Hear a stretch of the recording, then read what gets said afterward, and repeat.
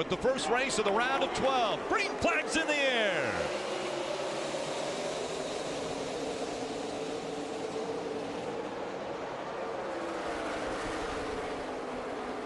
The high groove is going to be tested early.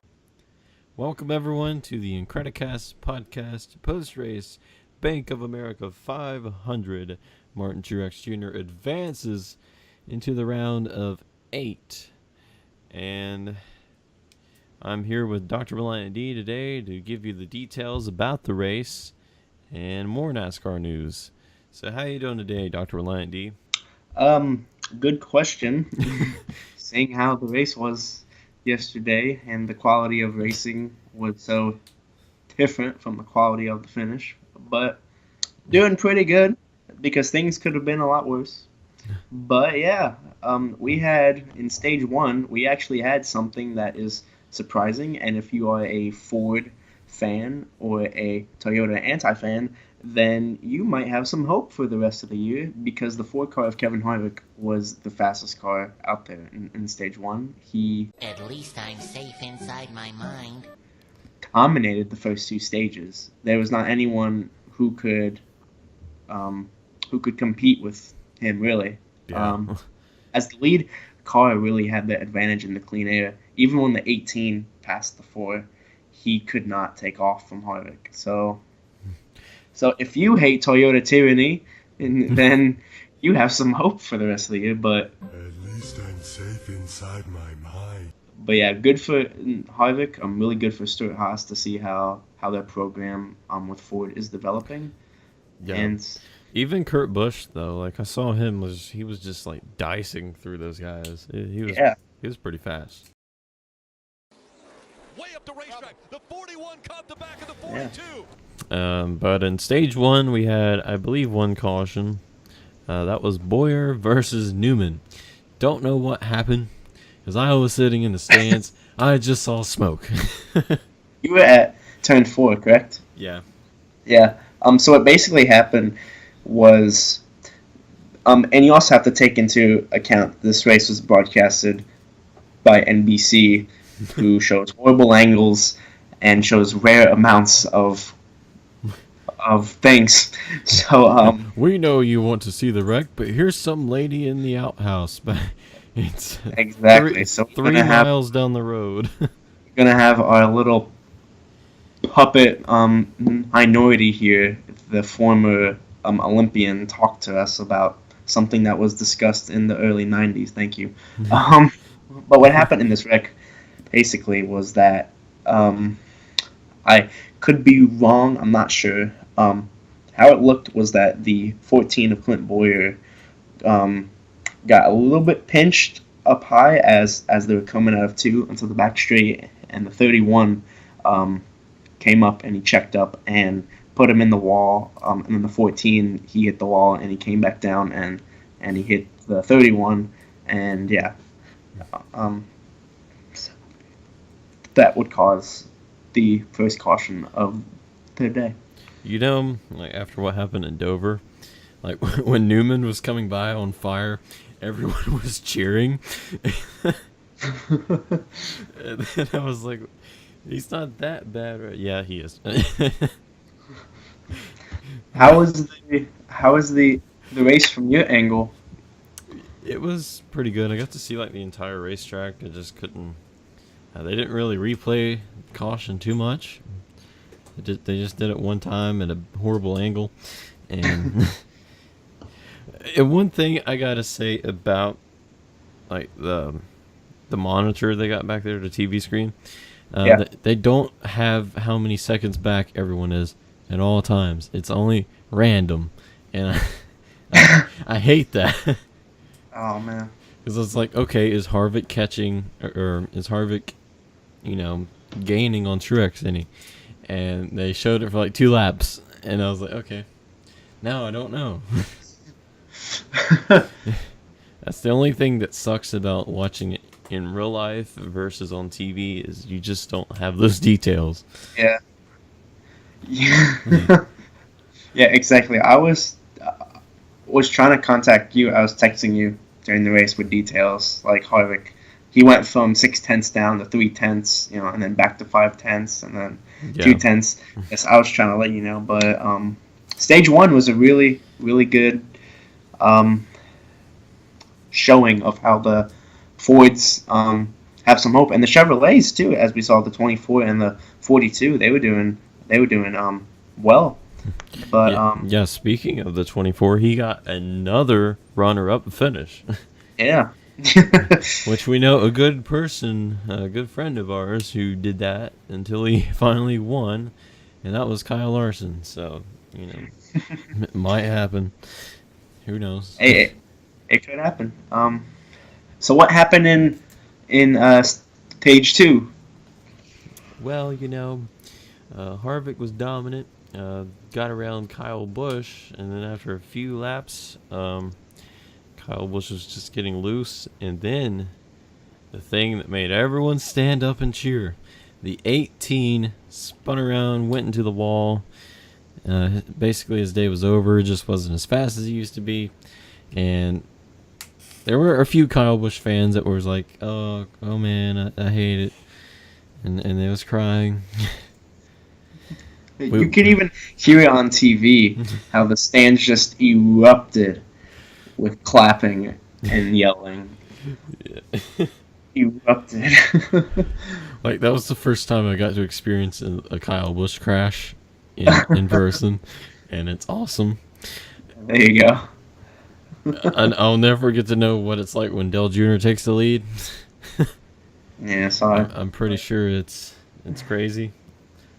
Unless we buy tickets to Dega and we fly out or something. Yeah, there you go. I went to the it was the Sharpie 500, the night race over in Tennessee at that track, and it was in 2007 when Dale Jr. he was still driving for DEI, and so he passed Jeff Gordon one time, and the stands, they went crazy. Everyone there was going nuts, and it was for I think 6th or 7th, somewhere in the top 10, but not the top 5. So the whole stands, they went nuts. But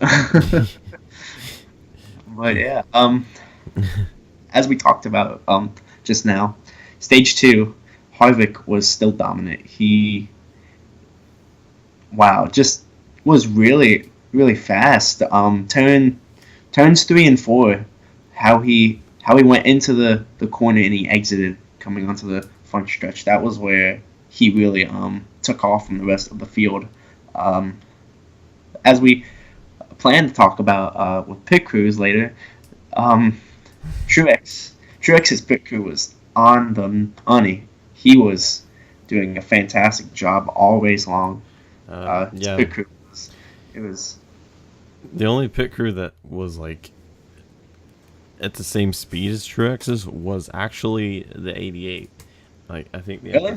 Yeah, I think he said they had a 10.6, but they didn't really show that on there. But he said that on Twitter after the race, and I was like, that's awesome. You need to switch pit crews. Yeah. With another friend of ours. But yeah, and then stage 3 was Truex showed his true colors, and his pit crew helped him a lot. He started in P17, I believe, and his pit crew helped him cautions and stages. They helped him get up there, and when stage 3 began, he started right next to Kevin Harvick. His pit crew gave him the lead, I believe, for that stage, and it was just. I think Harvick beat him on one restart, and basically the rest of them after that, no. Yeah, Harvick's car was the only one that could restart on the high line and be back up there within 2 or 3 laps. The high line was just not good for restarts. Yeah, which really shows you how strong of a car the 4 had. So. Yeah. Yeah, this is 1.5 miles, mind you. Yes. We have Kansas. We have Texas. You have Homestead. Homestead. Homestead, and Oh yeah. also Homestead. But yeah, the Ford car, he really impressed me. I know we're talking a lot about the Ford car, so far. Even though 78 won the race. Because that's the only thing that changed, really. You know. Yeah. Truex dominant. Oh, that's already happened. Like in the past, I don't know, 500 races. And he got 2 stage wins. So even though he got P3 in this race, this will really help the Ford car coming into the round of 8 coming up. This will help him with his playoff points. But someone that should be sad and scared, I would like to say. I don't want to say scared because he has a dominant car and a dominant team. But someone who lost a lot of ground and points is the 18 of Kyle Busch. As we talk about now the playoff implications of this race, Kyle Busch, he went from 3rd in the playoffs to now 6th. Yeah. Now, what's really important about that is he is only 11 points right now ahead of the cutoff going into Talladega. That means he's basically going to have to get some stage points. The only thing is, everyone else can too, especially at Dega, you know. And everyone's so tight together at Talladega. That's another thing. It's like, if Stenhouse gets stage points, if the 21 Ryan Blaney gets stage points, and if Brad and Kenseth get some stage points and Kyle doesn't, that sucks. Yeah, exactly. Because imagine if Kenseth gets a stage win, which is 10 points, by the way, and if Kyle Busch doesn't get any stage points, he's basically just 1 point above. So. Yeah, exactly. Yeah. Stenhouse could win also, who is currently at last in the current remaining playoffs. He is 10 points right now behind the cutoff. So really close going into this wild card round of Talladega. Yeah, it's gonna be great. I think there's gonna be a lot more crashes this time. Definitely. Oh, really? What makes you think that? Because everyone's gonna be like, I want them freaking stage points at Talladega, 3 wide. Yeah, you know, cars that can get loose so easily. Dear Mr. Four Car, just get out of the draft and stay in like 40th and let everyone crash. And now, what's crazy now is that Kevin Harvick, he's only 3 points behind the 42 car of Kyle Larson. Yeah. Who is 34 points behind Martin Truex Jr. So that just goes to show how consistent he was this year in the regular season and still is now. But how are the playoffs looking right now? Playoffs look pretty tight, really. It's like 34, 37, and 47, 50, 51. It's basically really close. 4th on back is really close. So one mistake by any of these guys is done for. Yeah. In the 20 car, Matt Kenseth, he is 1 point out of the cutoff zone, and Brad Keselowski is 2 points out of the cutoff zone. And these are guys who are pretty good drivers at restrictor plate tracks as Talladega. So. And Ford is going for a restrictor plate sweep this year.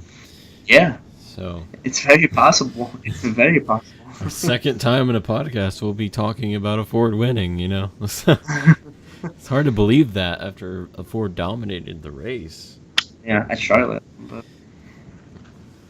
Which, I mean, Harvick right now I think is Ford's basically shining knight, and Chevy has Larson. Maybe Jimmy, but, you know.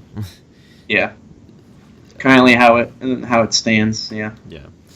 And Toyota has Truex, if not Kyle Busch. Yes.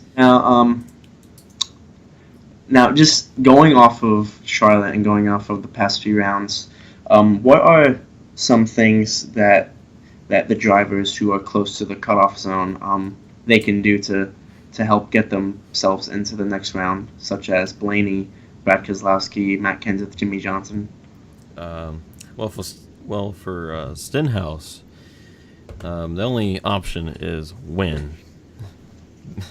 That's what he's going to have to do, unless everybody else crashes and he gets stage points. That's his only hope. Blaney, he's going to have to drive super good. You know, he's going to have to do good at Talladega, maybe a top 5, top 3 maybe, and also do the same at Kansas. Brad and Kenseth, you know, they just have to outrun Jamie and Jimmy Johnson. Kyle Busch, Jimmy Johnson, Jamie McMurray have to outrun Matt and Brad.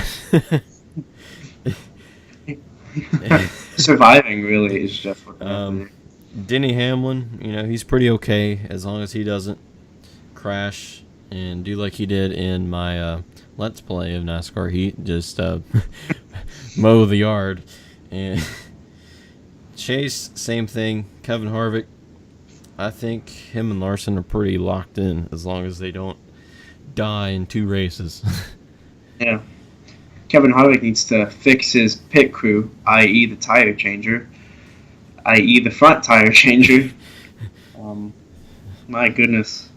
Basically, they need to take more training time this week to say, you know what, we don't need to do that no more. We need to gain, you know.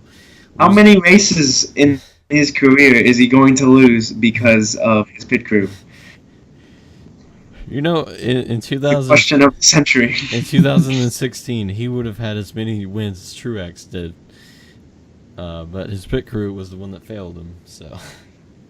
Not even only in Cup, as we seen in the past when he had KHI, Kevin Harvick Incorporated.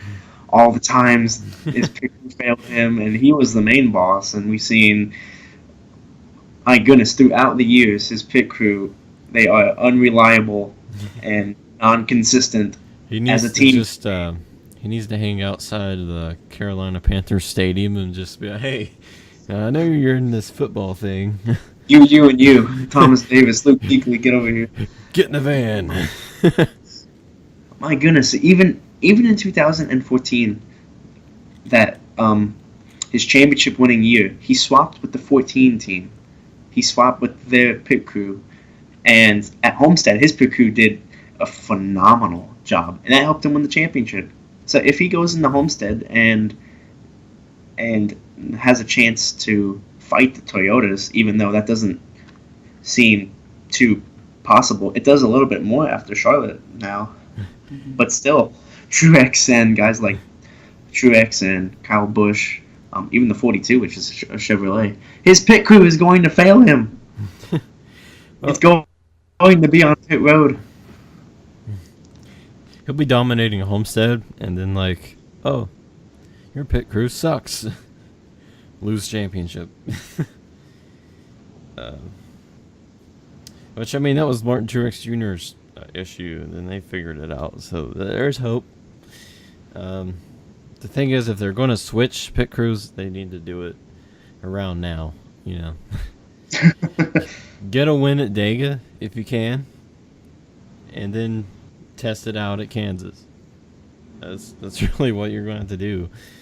Then if it works good at Kansas, do it at Martinsville, which that team's not too great at Martinsville. They need to be better at Martinsville to get into the round of 4 of the championship.